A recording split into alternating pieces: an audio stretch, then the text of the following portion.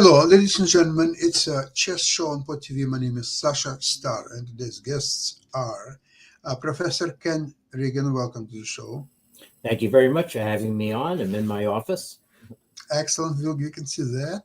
And Professor Don Fleetwood. Welcome to the show, Dan. Hi, Ken. Hi, Sasha. Yeah. Great to see you as well. And first of all, I'd like to tell you that Nava, my wife, has participated in Canadian Closed Women's Chess Championship. She scored 50%, playing against well-trained and practiced almost daily young girls, most of them. And it makes me think that the women's chess in Canada will progress quite nicely because there is a depth of talents and very dedicated players and practicing well, playing well. And there were three-way ties for a first, third, second. They didn't do playoffs for whatever reasons, but decided it's on a system of tie breaks. And in the men's championship was won convincingly by Nikolai Naritsyn. He's not Grandmaster, surprisingly, but he's I'm definitely surprised. Yeah. he's playing Grandmaster's level chess. There's no doubts about that. And hopefully he will get his norm anytime, as long as he will keep playing one way or another. He will get this norm. Other than that, the tournament was it was very well organized. The arbiters, the organizers, everybody performed just beyond any imagination how coordinated they acted. The only thing is, unfortunately, the playing side, it didn't have accessibility issue for handicapped people. There were a huge number of stairs to climb, and even to walk to the toilet would require some stairs and so on. So for people like my wife, that would be impediment. Another even more striking situation is that no spectators were allowed. So then seems to me that Canadian organizers very quickly learned from FIDE that this tournament should not be attended by public. Who is public? That's odd. Was it an anti-cheating measure or? Again, I would agree anti-cheating measure when Carlsen playing Newman. Okay, that's definitely an issue. But when they're playing for like a few $100 in prizes, what kind of cheating is there could be possible? Give me a break. More of that kind, I have to say. Yeah. So I mean, I haven't taken time to pen a reply to the editorial by Malcolm Payne, but one thing is, he refers to only a handful of cases, but there are a lot more than a handful of questions that arise. So that's the comparison that should be made. Well, they do have spectators allowed in St. Louis Chess Club. They are searching the players. Every player, when entering the playing zone, they're being subject to search. So this way, the cheating, from my perspective, is eliminated in all St. Louis tournaments, including Zinfandel Cup and many other tournaments. And spectators are on the first floor. They're watching on the demonstration boards all the games in comfort. So you can listen to commentaries in your headphones and so on. But in this Canadian tournaments, there are not even a space for the spectators. So spectators are eliminated simply by the fact that there is nowhere for them to be. Whether you're sitting, never mind sitting or staying, the only option is they could climb to the third floor of very sharp steps. And there was internet translation. Now, not only that it was delayed 10 minutes, but it was also not working most of the times. Sometimes you get frozen position for an hour before anything would happen. So Okay, so you take care of anti-cheating. That's great. But there is a tournament, major tournament such as Canadian Chess Championship, and instead of encouraging people to come to see the best players of Canada in action, Right. you actually forbid them. Go away. We don't need you. I mean, Yeah, that shouldn't be right. Yeah. no, that's not right. They also didn't broadcast all the games, so I only have 4 of Nava's games from the. Yeah. Yeah, that's a pity. Yeah. Yeah, they don't broadcast, and that broadcast again had a lot of technical issues. Again, I don't hold it against the organizers because ideally, of course, the 9 rounds should be played 1 game per day, so people could have time to rest between the games. So, see, for example, in our case, let's say she finished first game at say 12 or say 1 o'clock. Next game starts at 4. There's 3 hours. The closest hotel is 30 minutes ride by the subway. That surprised me, yeah. So you cannot rest between the games. Even it's difficult to find a place where you can sit because it's not be prepared for spectators. So let's see, we would have a lunch and then we would come and sit in a car. So that's how you relax between games, by sitting in the car. Please, this is yeah. Another venue should be hotel, because then accessibility issue is being solved. It's you can have rest if you're staying in that hotel. You can rest between the games, and you have also eating facilities on site and so on. So if you are playing in such major tournament once a year, so you'll spend few $100 for the hotel. If you choose, maybe some other people will stay with friends or find some other accommodation, but then at least it should be available for those who can appreciate it and afford it. That should be available, not 30 minutes ride by subway. Okay, that's my comments, and you can take them with a grain of salt, but there are so many things happening in the chess world. Ken, I don't know even where to start. Well, I have 2 things in particular. The second one, I'll wish Dan to take the lead, as it's the 2 Nights Defense correspondent's famous line. So, oh, goody. Yeah. So I'm going to say this, but first, the big impression was Magnus Carlsen coming the closest to Bobby Fischer perfect score performance in the freestyle wing of the Grenke Classic. Oh, yeah. He went 9 for 9. So even winning in the last round when he had clinched the tournament. And his 7th round game against Parham Magsulu was a very particular flight of fancy. So I'm going to try sharing just that tab. So let me know when the board appears.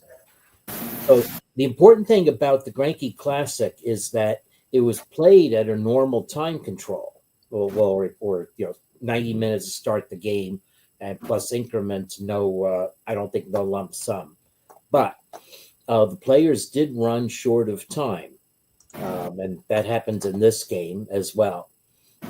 So Carlsen is white, and we're going to see sort of one of the most amusing castling moves on move 4. The king is between the rooks. Anyway, so c3, letting out white's bishop, seems to make sense. Black plays a more expected e5, and now f4, not the Fromm gambit or anything like that. It's just letting out white's other bishop and the queen. It's a very well supported move, and interestingly, already the engine thinks that white has a 6/10 of a pawn advantage. Wow. So what is black's better move? Yeah, if we go back, F5 or c6, or for the same knight. reasons that F4 is good. Okay. Yeah, and so this maybe is just pawn is unsupported, and maybe it's allowing white to gain space too quickly. So anyway, normal thing to do is take a center pawn, then knight d3. The engine wanted white to recapture with the queen, but there's nothing wrong with this, and it is actually preparing castling. So c6, and Carlsen castled. Let's see that again in slow motion. So the king's between the rooks, and the point of the Fisher castling rule is the pieces always end on the square they're supposed to end on. That's how it seems wrong to have that knight on A1 and the bishop on B1 when you castle, but whatever. Yeah, that's true. So anyway, there we go. Queenside castling. And now, oddly enough, so black is equalized here according to the engine with a central developing move like knight d6, but instead d5.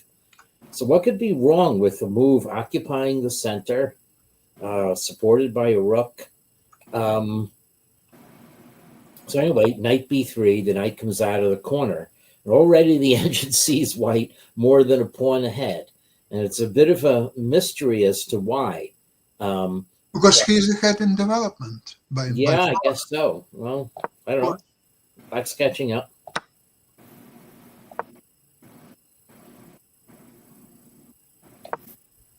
Yeah. Well, we are starting to attack things and pin things, and Black's knight coming into play is not so active.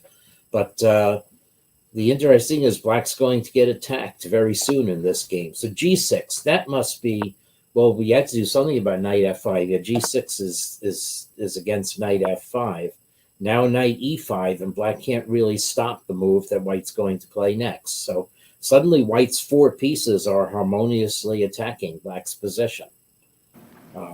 Plus White's rook can come to e1, and then e4 will be a play. So now you're definitely right. White is way ahead in development. So Black tries to beat off the attackers, but here they come. Knight takes c6, b takes c6, and Black's f6 is now weak as well. So White can take it. Why? Yeah, so White, taking it is not a bad move. I mean, you win the rook in the corner for the knight, but it probably just relieves all the pressure on Black. So knight takes b8, sensibly taking the bishop is the best move. Maybe Carlsen didn't want to calculate queen takes c5 here, which is the only move to stay in the game. I don't know. After knight a6, it's like, what does White gain? I mean, queen f6 now. Yeah. But I mean, the position is so messy that, and they have consumed a lot of time to get to this position. Right. That's what I meant to point out. Black is already down to 23 minutes. So there's wait a minute. How did we get it? Oh, there we go. There's a lot going on here. So Carlsen gave. Yeah. Normally here you would say something like Potzer sees check, but you don't say that about Carlsen. Yeah. Potzer sees a check. Yeah. That. And now, Black would have been better off playing the knight to e4 again to whittle off some of the attackers, but king d7, which is not Fisher castling, and White's idea, of course, was to support the bishop on c5 so that he could take Black's rook. So now we have 2 knights for a rook, but Black is still undeveloped, and White takes advantage of that to expand on the queen side. White has been maintaining a pawn advantage for a while, but Black is now down to 12 minutes. So now Black begins a very creative counterplay on the queen side, even while letting all of the king side just get taken. Wouldn't queen d4 better than queen f2? Let's see, queen d4. Yeah. No, I think queen d4. Let's see. Queen d4. Actually, you're forgetting bishop e5. I see. Yeah. Okay. So my mistake. Yeah. Black has some minor piece activity here. So here we come, cowabunga,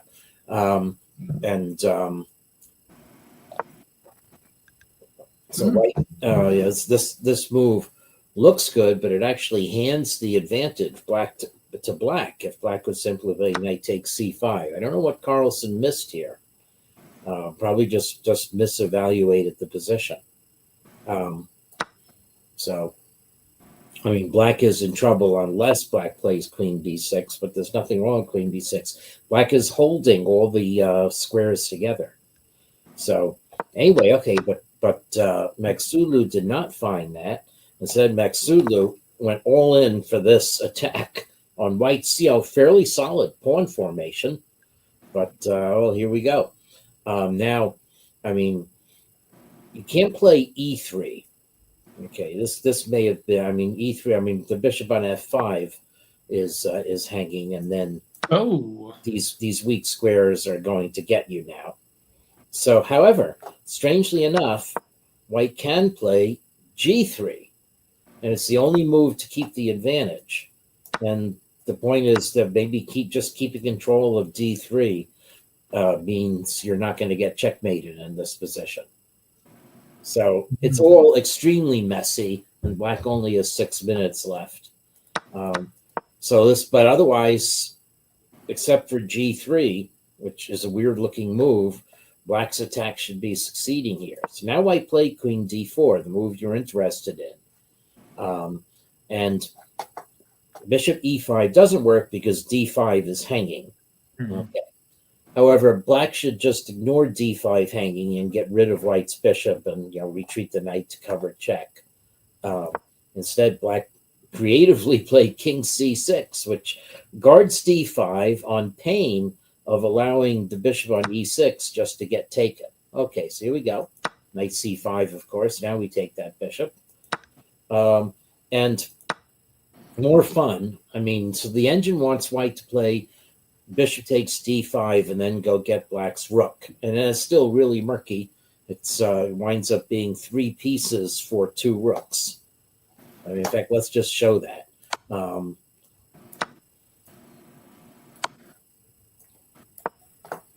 Queen takes h8 an hour later.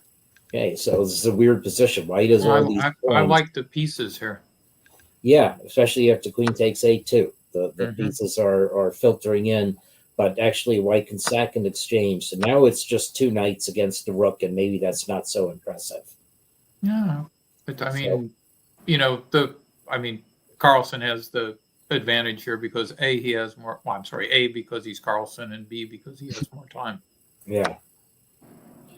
So anyway, so white played that instead, and now took on f5 on d5. So this is going to get into again the kind of position with 2 knights against the rook. But for some reason, the counterattack by black is more effective here. Partly, I think, because black's king is shielded. Black gained a tempo over the previous line in some fashion. Okay, so knight b3 check, and now queen a4. And this now becomes a very creative question of how much do you estimate black's threat of knight takes d4 check and queen in, maybe checkmate, maybe not. So Carlsen played d5 check, and here Matsulu played the only move, a little too active, that would get in trouble. So black should retreat the king to the first rank after white captures on d7. But anyway, this now made white's queen takes h7 a little more, and I guess queen c7 check is a real threat. And white's queen is covering c2. So with only a minute left, Matsulu just misunderestimated and had to spend another tempo with the king. And then queen g6, a nice accurate move. So black has no real, if black gives check, white's king can just get away to d2 and e1. So black now had to cover the threat with the king, and this Carlsen just calmly advanced the pawn. Knight d4 check. This is accurate. Okay, if you go to d2 too fast, then this is the point. Okay. Oh, he can survive, but it's painful. Yes, that's right. It's losing. It's a queen, and it comes down to a queen and rook. You can't go here because then knight c2 check, and this is now mate. Oh, bye. So you have to take the knight and concede the queen, and this is another very murky, messy position. But white has enough pawns to survive this. But white plays the very accurate king c1 because Carlsen is Carlsen, and now This is so right here. Magsulu lost on time, but the point is that if knight b3 check, then here, and then here, the best black can do, is have concede the loss of a tempo. Yeah. Like just play h7. Queen's done. Yeah.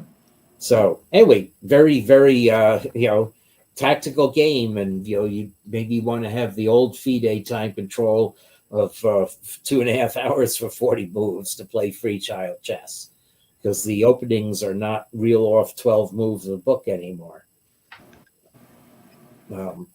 Wow. Those unbalanced positions are so hard to play and to evaluate. Mm-hmm. Yeah, very interesting game. Yeah. Very much so. The other game I have teed up is from the Women's Grand Prix played in Pune, India, without any incident, actually, because there were incidents before with Katerina Lagno leaving the series, and there was and the previous cycle there were issues, but anyway, so this tournament featured the two winners on 7 out of 9. Okay, so Humpy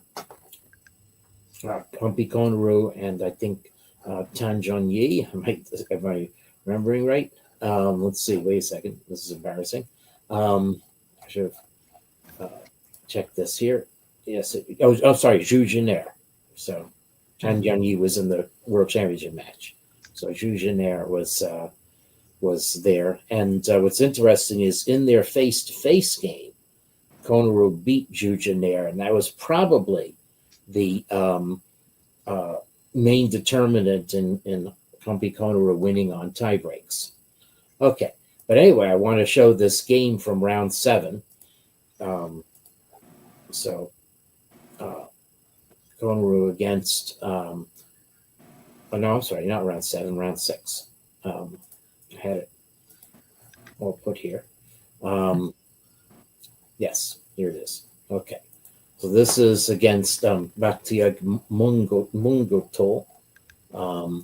So here we go. So Konaru is playing black, and it's the 2 knights defense with knight g5 and the Ulvestad variation. There it is. There it is. Yep. Yeah, Ulfstad or Fritz, depending on how we go here. Yep. That's right. So bishop f1, capture this. So queen f3. Well, you wonder if this was prepared or not.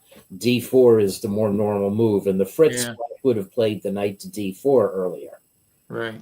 So, so queen f3, but now we have to queen d7. Black has it together, and defending f7, defending. This is not great for white. Yeah.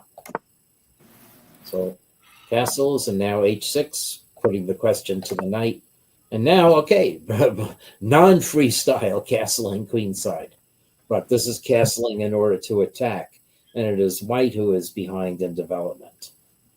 So what should white have done before recognizably getting in trouble in this position? Well, so I think maybe the confusion is that that typically in the Fritz variation, black's going to play knight d4 after bishop f1, and I think probably knight takes d5 probably surprised white, because that's not a great move.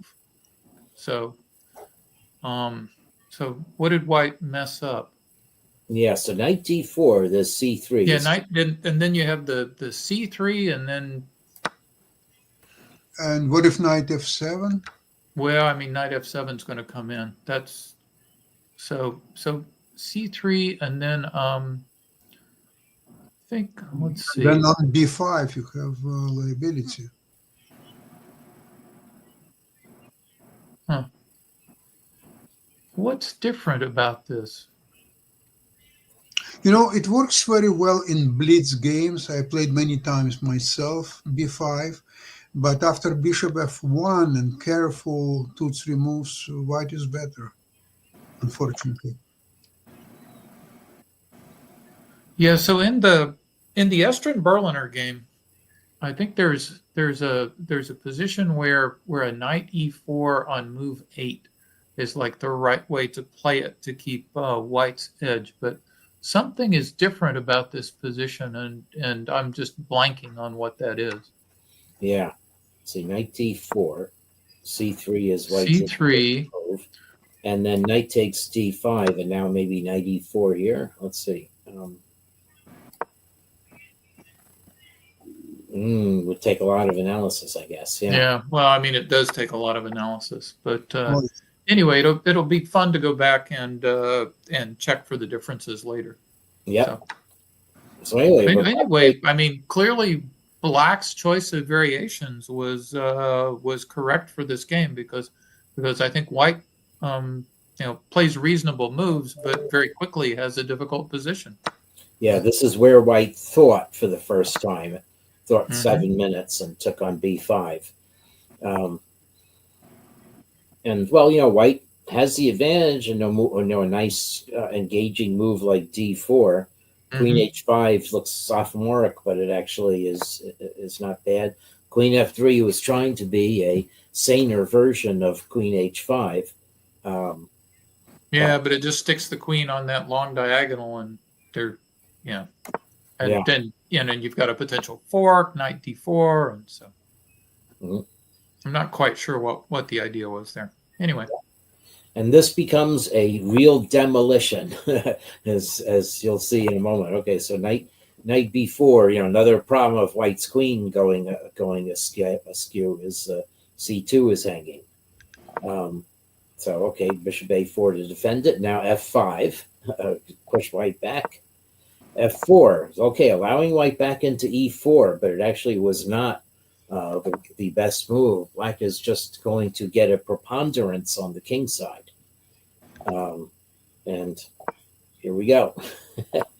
So g4, try and put the finger in the dike. That just makes h5. crazy position. Oh my goodness! Yeah, this is horrible. Yeah. So that's a desperado attack, sure. Yeah, king b8 a nice move. Just moving the king from checks. There's no hurry in this position. It is the engine's preferred option, although bishop e7 isn't bad either.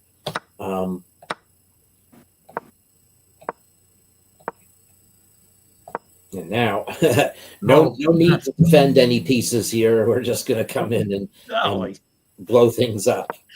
So if White captures on d5, then bang. We just gang up on the h2 square. So White played f3, trying to bring the rook to f2 maybe to defend. But here we go. We can now 2 rooks for the queen. We'll enter. Weakened g3. That's one thing that we might use. And g5. Wow, this looks like a dream King's Indian position. Yep. So what can White do? White can't move the knight to a normal square because of checkmate on g2, essentially. So White tries to cover up, but in comes the cavalry, and Black has 2 bishops still lurking. And White gave up. A demolition job. Yeah, wow, very, very interesting, very instructive games. And, I'd like to thank both of you for this program today, and I will have much more to look at next week. Yep. And in the meantime, have a great weekend. Okay, all best. Yeah. All right. Forward Best to you both. Spasiba. Thank you. Bye-bye. Bye-bye. Everybody.